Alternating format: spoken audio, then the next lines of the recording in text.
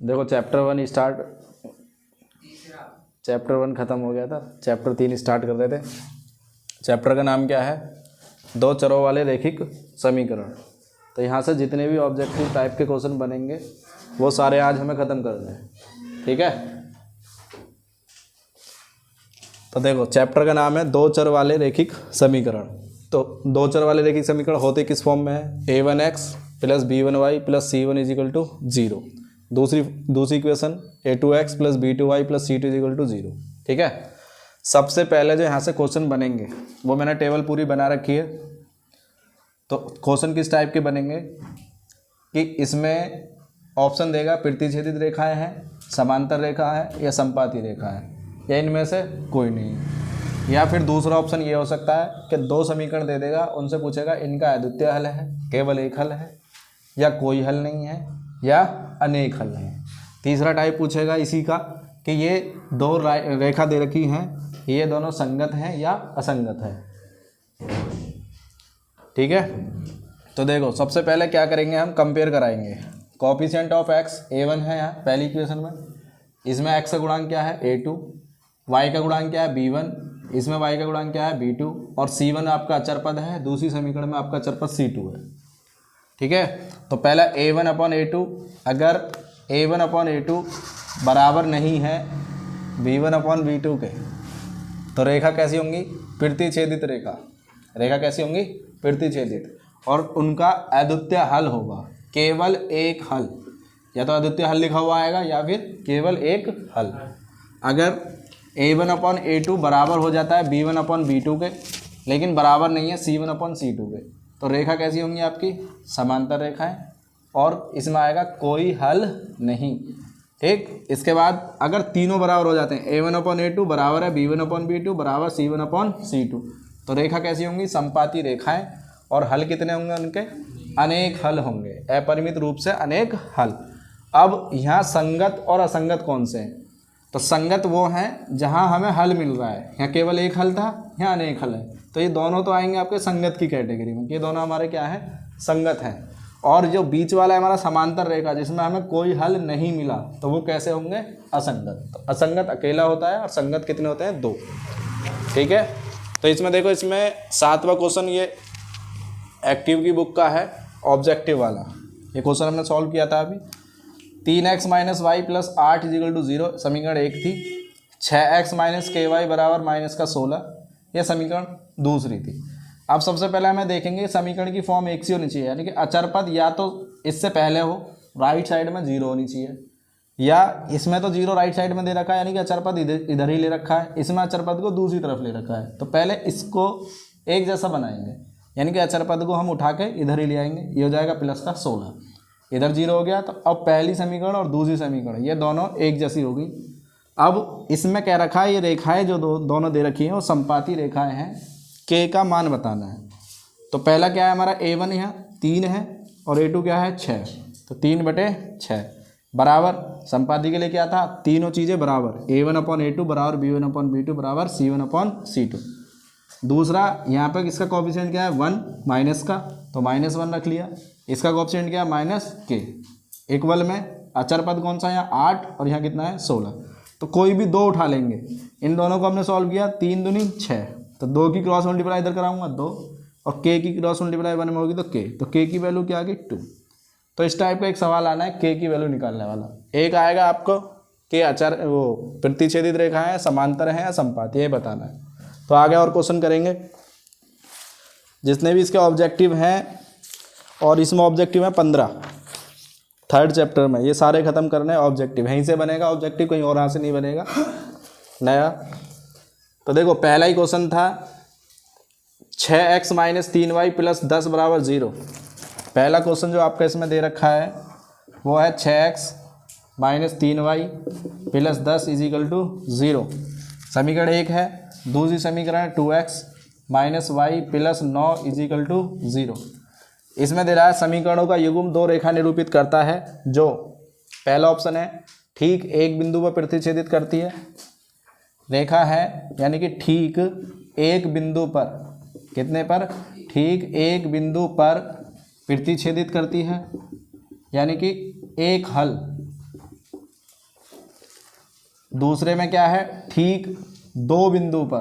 तो ऐसा तो कोई भी नहीं बताया हमने कि 2 बिंदुओं पर प्रतिच्छेदित करेगी, या तो एक पे करेगी या करेगी नहीं, या फिर अनेक बिंदुओं पर, यानी कि संपाती होगी।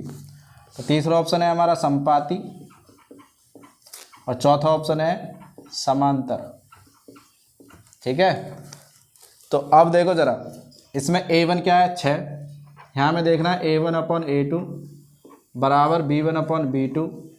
पहले देखो 6/2 है, तो यहाँ रख लेते हैं 6/2 बराबर में 3, और यहाँ कितना है -1, -3 और -1। अब देखो अगर ये दोनों बराबर हैं तो हमें तीसरे को लेना है, अगर ये दोनों बराबर नहीं होंगे तो पहले ही रुक जाएंगे हम इन दोनों पे। 2 तिया 6, माइनस से माइनस कट गया, ये भी 3 बार कटा। अब देखो यहाँ 3 आया सॉल्व होने के बाद, और यहाँ भी 3, तो बराबर है। तो हमें तीसरा भी देखना पड़ेगा, C1/C2 बराबर है या नहीं। तो तीसरा क्या था हमारा 10, और इसमें 9, 10/9। तो अब देखो इधर तो आया 3, बराबर था 3, लेकिन तीसरा वाला है 10/9, क्या ये बराबर है, तो बराबर नहीं है। यानी कि A1/A2 बराबर है B1/B2 के, लेकिन C1/C2 बराबर नहीं है। और ऐसी कंडीशन कहाँ थी, A1/A2 बराबर है B1/B2 के और बराबर नहीं है तीसरे के C1/C2 के, तो वो रेखा कैसी होती है, समांतर। तो ऑप्शन कौन सा, डी, समांतर रेखाएं हैं। ठीक है, तो 2 टाइप के सवाल आएंगे, या तो पूछेगा रेखा कैसी है, हल कितने होंगे उसके, या फिर के का मान पूछेगा। ठीक है, नेक्स्ट अगला क्वेश्चन करेंगे। 7 तक हम करवा चुके थे इसमें क्लास के अंदर, 8वें पे करेंगे। यदि 3x + 2ky बराबर 2 और 2x + 5y + 1 बराबर 0 रेखा परस्पर समांतर है तो k का मान है। अब की बार जैसे 7वां क्वेश्चन में क्या था, संपाती रेखा थी, इस बार 8वें क्वेश्चन में रेखा समांतर है, तो k का मान हमें बताना है। ठीक है भाई, 8वें क्वेश्चन, समीकरण थी 3x + 2ky = 2, और दूसरी समीकरण है हमारी 2x + 5y + 1 = 0। रेखा कैसी हैं, रेखाएं समांतर हैं, तो k का मान बताओ। किसका मान बताना है भाई, k का मान बताओ। एक सवाल यहाँ से आना है, 2 नंबर में आएगा सवाल। अभी तक जो आता रहा है 2 नंबर में आया है। अब देखो पहले समीकरणों को देख लो, दोनों एक जैसी हैं, दोनों एक जैसी हैं, नहीं है, क्योंकि इधर बराबर में 0 है और इधर क्या है 2। इस 2 को भी इधर लेके आओ और बराबर में क्या बना दो, 0। तो इस समीकरण को हम लिख सकते हैं 3x + 2ky, और 2 को ले आओ इधर तो -2 और बराबर में क्या जाएगा 0। ठीक है, ये समीकरण होगी हमारी पहली। अब रेखा कैसी है, समांतर, क्योंकि रेखा कैसी है, रेखा समांतर है। जो रेखा समांतर है तो A1/A2 बराबर होगा B1/B2 के, और तीसरा वाला बराबर नहीं होगा C1/C2। ठीक है, A1 कितना है यहाँ पे 3, A2 कितना है 2, बराबर B1 कितना है 2k, k भी है, B1 कितना है 2k और B2 है 5। लगाएंगे, k का वैल्यू हमें यहीं से मिल जाएगा, तीसरे को लगाने की जरूरत नहीं। तो देखो ये 5 की मल्टीप्लाई इधर हो जाएगी और 2 की हो जाएगी इधर, तो करें मल्टीप्लाई, तो 5 की 3 में होगी तो 5 तिया 15, और k की जब इधर होगी तो k तो हम यहीं रहने दें, और 2 दूनी कितना हो जाएगा 4, तो आंसर क्या आएगा 15/4। अब ऑप्शन नंबर इसमें कौन सा है वो देखो, 15/4 k की वैल्यू आ गई। ठीक है, तो इसमें ऑप्शन थे हमारे कौन कौन से, एक तो -5/4 ऑप्शन था पहला ऑप्शन क्या था -5/4, दूसरा ऑप्शन था हमारा 2/5, और तीसरा ऑप्शन था 15/4, और चौथा ऑप्शन था 3/2। तो ऑप्शन नंबर कौन सा, सी, ऑप्शन सी सही है, 15/4। ठीक है, 8 तक हो गए थे, 9वें पे आएंगे। सी का वह मान ज्ञात करो जिसके लिए समीकरण CX माइनस वाई बराबर 2 और 6x माइनस 2y बराबर 3 के युग्म के अपरिमित रूप से अनेक हल हैं। अब देखो अपरिमित रूप से अनेक हल, इसका मतलब समपाती रेखा, और समपाती रेखा में ये तीनों क्या हो जाते हैं, बराबर। जैसे 7वां करा था हमने, समपाती का ही था वो, A1/A2 बराबर हो जाता है B1/B2 बराबर हो जाता है C1/C2। ठीक है, तो इसके बाद 9वें क्वेश्चन पर चलेंगे।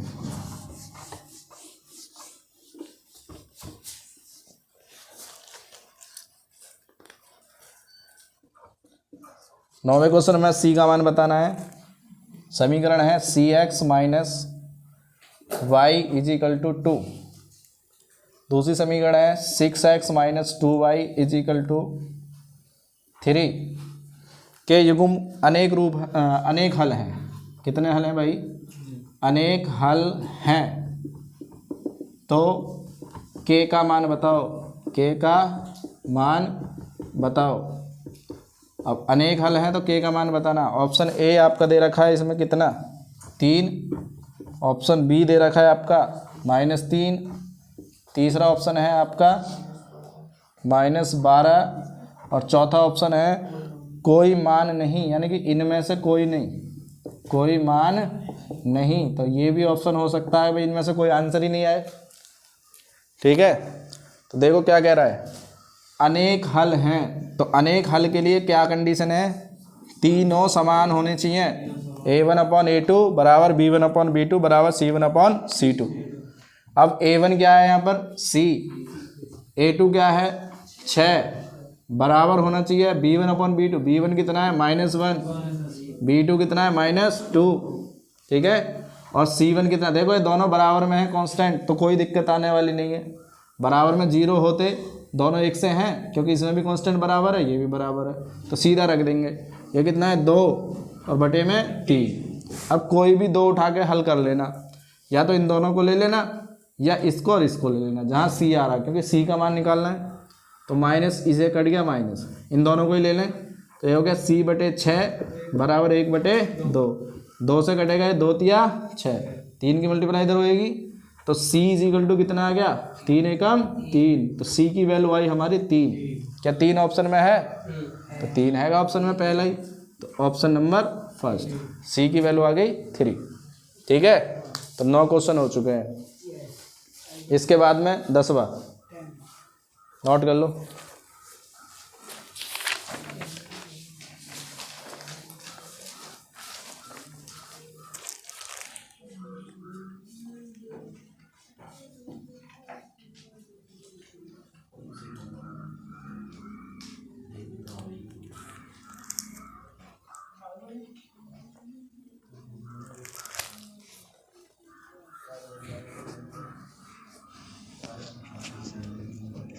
अब इसमें देखो तीनों टाइप के क्वेश्चन हो चुके हैं, यानी कि संपाती भी, प्रतिच्छेदित और समांतर।